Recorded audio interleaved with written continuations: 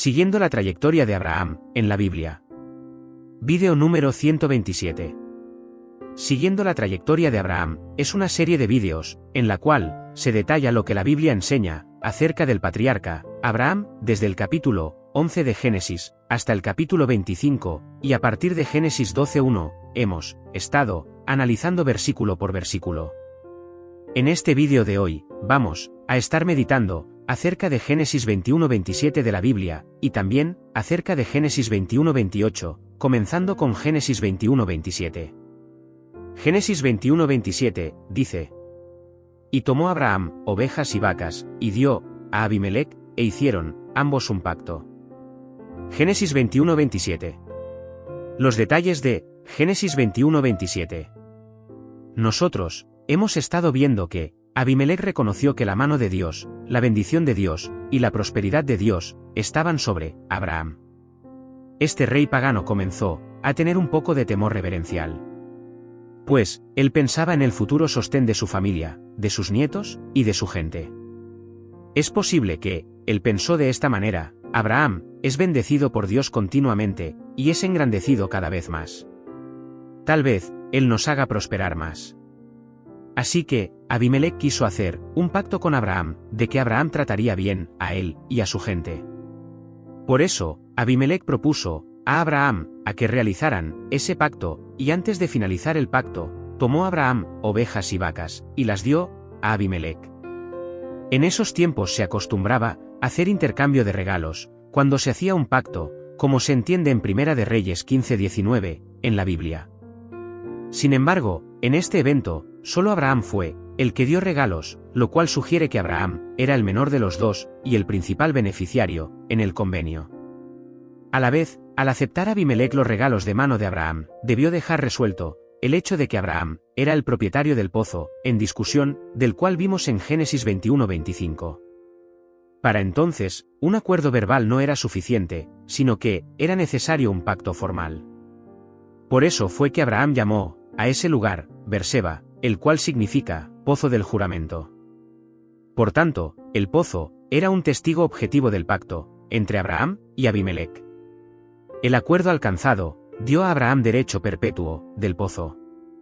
Las ovejas y las vacas, aquí mencionadas, fueron los animales necesarios para la conclusión ceremonial del pacto. Ver una comparación en Génesis 15:9-17. La forma verbal, hicieron, traducida aquí, es la misma que aparece en Génesis 15:18, que significaba literalmente cortar.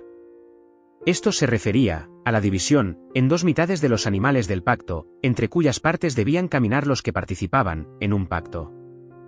Al pasar ambas personas que participaban en el pacto, y entre las partes de los animales cortados, simbólicamente, estaban jurando una maldición sobre los dos participantes. Es como si cada uno dijera: si no mantengo mi promesa en este pacto, sea yo cortado en pedazos como estos animales fueron cortados. Esta costumbre era común en los pueblos semíticos, y era practicada aún en los días de Jeremías, ver Jeremías 34:18-19. Abraham y Abimelec posiblemente siguieron esta costumbre en esta ocasión. Un poco de historia. Aunque el Islam, la religión de los árabes, nació en el año 611 después de Cristo, ellos se remontaron hasta los tiempos de Abraham e Ismael para establecer algunas de sus tradiciones. Los árabes se consideran a sí mismos descendientes de Ismael. Para ellos, Ismael fue el único hijo legítimo de Abraham, del cual creen que fue el que estuvo a punto de ser sacrificado en un holocausto, pero que fue salvado en el último momento por la mano de Dios. Los cristianos, en cambio, tenemos a Isaac como el hijo legítimo de Abraham, y los árabes creen que, donde la Biblia dice: toma ahora tu hijo, tu único, en Génesis 22:2, eso se refiere a Ismael, no a Isaac. Para nosotros los seguidores de Jesucristo, Abraham es el padre de los creyentes, y él es un modelo de fe, ver Hebreos 11:8-10, y la obediencia de Abraham a Dios, en el sacrificio de Isaac, lo miramos como un avance o sombra del ofrecimiento de Dios, quien ofreció a su Hijo Jesucristo. Jesús el Salvador nació en Canaán, pero los romanos cambiaron el nombre, Canaán, por el nombre Palestina. Después de largos años de aprendizaje y anonimato, Jesús el Salvador comenzó a predicar a los judíos. sus ideas chocaron radicalmente con las de los sacerdotes judíos de la época, y estos sacerdotes eran los escribas y los fariseos. Estos sacerdotes conspiraron para acabar con Jesús, y usaron a los romanos para ejecutar una sentencia de muerte contra Jesús, la cual los judíos no podían llevar a cabo. Jesús fue crucificado, muerto y sepultado. Pero nosotros sabemos que, al tercer día de suceder este mal contra Jesús, Él fue resucitado por Dios, según se entiende de Gálatas 1:1, en la Biblia. Después de la crucifixión de Jesús, los primeros discípulos de Él siguieron predicando sus enseñanzas, pues, el cristianismo fue bien recibido por las clases más bajas del Imperio Romano, por los esclavos, por los artesanos, y por los comerciantes, que veían en Jesús un símbolo de esperanza, debido a la opresión y el sufrimiento que ellos mismos sufrían. Con el tiempo, el cristianismo también llegó a las más altas jerarquías del Imperio Romano, hasta el punto en que, durante siglos, la Iglesia sirvió de apoyo a muchos reinos e imperios de la civilización occidental. Durante 1000 años, los cristianos formaron un frente común. Sin embargo, a partir del siglo XI, aparecieron las discrepancias, ocasionadas por la duda, en algunos dogmas de la Iglesia de Roma, como la virginidad de María, de si se podían usar imágenes en las iglesias, en contra de algunos textos de la Biblia, etc. Los teólogos que se opusieron a esto, fueron silenciados, o excomulgados por los papas romanos, pues algunos fueron quemados vivos, al ser sentenciados por el tribunal de la Inquisición. Esto provocó la separación de la Iglesia de Roma y la de Constantinopla, haciendo que ambas se excomulgaran entre sí. Espiritualmente hablando, todos estos eran obras de Satanás.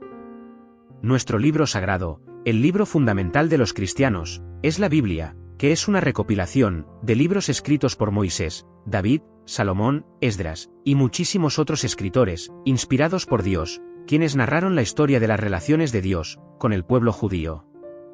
A estos libros se les añaden los evangelios, y varias epístolas, escritas por apóstoles y discípulos de Jesús. Al coincidir los primeros libros de la Biblia con la Torá judía, muchas costumbres y creencias judías son compartidas por los cristianos. Sin embargo, mientras los judíos pensaban en Dios como un ser espiritual, exclusivo de ellos mismos, nosotros los seguidores de Cristo, hemos estado predicando un Dios de toda la humanidad, tanto de nosotros como de aquellos que no han creído en Dios, o que han creído en otros dioses. Amados lectores y hermanos de la fe, hasta aquí con Génesis 21-27. Ahora, vamos a meditar acerca de Génesis 21-28. Este versículo dice: entonces puso Abraham 7 corderas apartes del rebaño. Génesis 21-28. Los detalles de Génesis 21-28. Ya vimos que, anteriormente, Abraham vivía en el encinar de Mamre, donde él fue visitado por nuestro Salvador Jesucristo, y por los arcángeles Miguel y Gabriel, según vimos en Génesis 18:2. Unos meses después de esta visita, Abraham se mudó al territorio de Gerar, donde reinaba Abimelec. Pero, después de varios años de permanecer en un lugar específico, en Gerar, cerca de la cueva de Macpela, él se trasladó unos 25 kilómetros hacia el sur, en la frontera con el territorio de los filisteos. Abimelec, que era un rey filisteo, visitó a Abraham, acompañado de Ficol, el comandante del ejército de Gerar. El propósito principal de la visita de Abimelec era para hacer un pacto con el patriarca, Abraham. Abraham poseía muchos rebaños y pastores para sus rebaños, según vimos en Génesis 13:7. Siendo que Abraham vivía en un desierto árido, sus rebaños necesitaban pastos y agua para subsistir. Por tanto, necesitaban donde abrevar. Sin embargo, la necesidad de pozos de agua se hace más evidente en los lugares donde apenas llueve, tal como sucedía donde se encontraba viviendo Abraham. Cuando Abraham se mudó de la parte central del territorio de Gerar, posiblemente pensó que estaba viviendo fuera del territorio de Gerar. Así que, en su nuevo lugar de residencia, plantó sus tiendas al sur de Gerar, donde los pastores de Abraham cavaron un pozo, a poca distancia de las tiendas donde residían.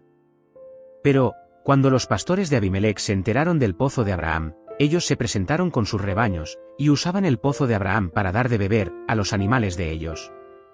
De modo que los pastores de Abraham discutieron con los de Abimelec a causa de las aguas. Porque los pastores de Abimelec decían que el pozo estaba dentro del territorio de Gerar. Es posible que Abimelec escuchó las discusiones entre los pastores, aunque Abimelec negó saber del asunto, según vimos en Génesis 21-26. Cuando Abimelec se acercó a Abraham para hacer el pacto con juramento, Abraham aceptó la propuesta de Abimelec, y para sellar el pacto con este rey de Gerar, el patriarca Abraham apartó 7 corderas de su rebaño y se las entregó a Abimelec. Estas corderas correspondían a las 7 leyes de Noé, que comprometían a todos los hombres involucrados en un pacto, sin distinción de quiénes eran. Usted puede indagar en la Internet acerca de las 7 leyes de Noé. En los detalles del versículo que veremos la próxima vez, también veremos que Abimelec preguntó a Abraham, ¿qué significan estas 7 corderas que has separado? A lo que Abraham le respondió, estas 7 corderas, las vas a aceptar de mi mano, para que me sirvan de testimonio, de que yo he excavado este pozo, y por eso, desde hoy, se llamará Berseba, a este lugar, que quiere decir, pozo del juramento, y pozo de las 7 corderas. Berseba, en la actualidad, es una ciudad de Israel. Si Abimelec hubiera estado en desacuerdo, en que Abraham fue quien excavó el pozo, Abimelec no hubiera aceptado las corderas. Pero él las aceptó, reconociendo así, que el pozo fue excavado por Abraham. Con el número 7 de las corderas, se identifica también a Adonai, nuestro Señor, y prácticamente con esto, los participantes del pacto aceptaban que Dios estaba en medio del juramento. Pues esto se refería a una declaración jurada por parte de cada persona en el pacto, incluyendo, en cuanto a que, se aceptaba su participación en el mismo. El concepto no siempre implicaba una maldición sobre el que juraba, cuando no cumplía con el juramento. Esta es la palabra que el Señor usó, en el caso del juramento, a Abraham. Pues Yahvé Dios nunca deja de cumplir su palabra, y a él no le puede caer alguna maldición. Esto demuestra que Abraham sentía una seguridad en ese lugar, en Berseba. Pues, él finalmente, en Berseba, se estableció en un lugar seguro y en paz. En el texto original, aquí Dios fue llamado por Abraham con el nombre nuevo de El Olam, que significa el Eterno. El Olam se ha convertido en uno de los nombres de Dios. La aplicación de este nombre es que Dios es el principio y el fin, el que lleva a cabo sus propósitos a través de las edades. En Génesis 21:33, que veremos pronto, Abraham invocó a Dios bajo este nombre. También este nombre está referido en Salmo 91:2, aunque no directamente, también en Isaías 40:28 y en Romanos 1:20. Sabemos que Jesucristo es el Hijo unigénito del Padre Dios, y que coexistía, junto con el Padre Dios, desde antes de la creación del universo. Por tanto, Jesucristo posee atributos eternos, tal como lo tiene el Padre. Jesucristo es el mismo ayer, hoy, y para siempre. Ver Hebreos 13:8.